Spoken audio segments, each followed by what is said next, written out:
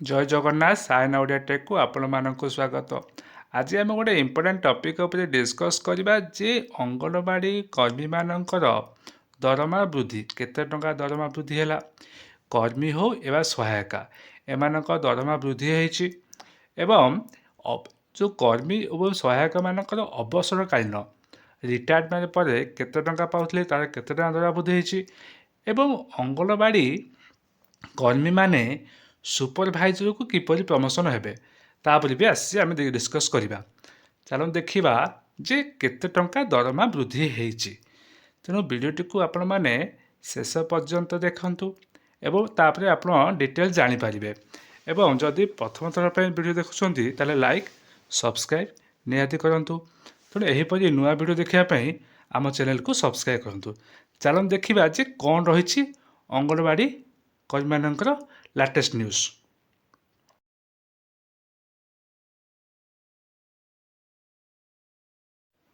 देखो ये मनोहर लाल बर्तमान डिक्लेयर कर समस्त अंगनवाड़ी वर्कर एवं कर्मी मानकर मंथली सैलरी बा रिटायरमेंट बा ये सैलरी वृद्धि हेब एवं रिटायरमेंट बेनिफिट आपण मैंने अवसरकालीन जिते टाँग पाते तार मध्य वृद्धि हेब। एवं चलो देखा जे बर्तमान केते टंका वृद्धि होईछि।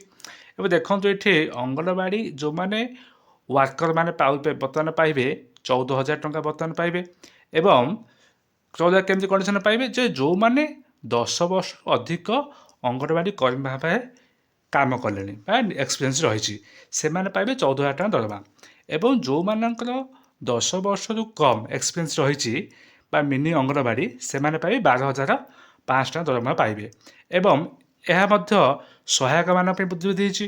देखो ये जे अंगनवाड़ी हेल्पर बा सहायक मानकर मंथली बर्तमान 7,500 टका को वृद्धि कराଯାଇଛି।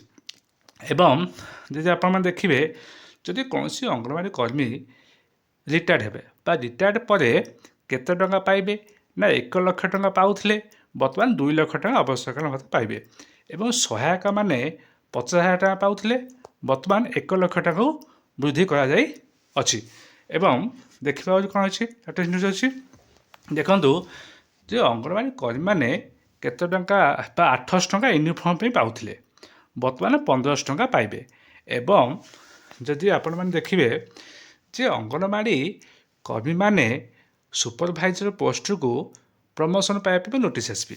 देखंतु जे जो माने बा 10 इयर्स है एक्सपीरियंस रही 10 वर्ष है अंगनवाड़ी वर्कर भाव काम कर से 25% बा जी पोस्ट बाहर तार 25% कौन एम रखा एवं एमाने बा क्वालिफिकेशन अनुसार एवं एक्सपीरियंस अनुसार ए 25% रिजर्वेशन रखा तेणु एमाने वर्कर माने अंगनवाड़ी सुपरभाइजर को प्रमोशन पाइबे। ये लेटेस्ट न्यूज। तेणु आशा करूँ ओडिशा रे एहीपरि अंगनवाड़ी कर्मी मानक दरमा वृद्धि करा जाऊ बोली।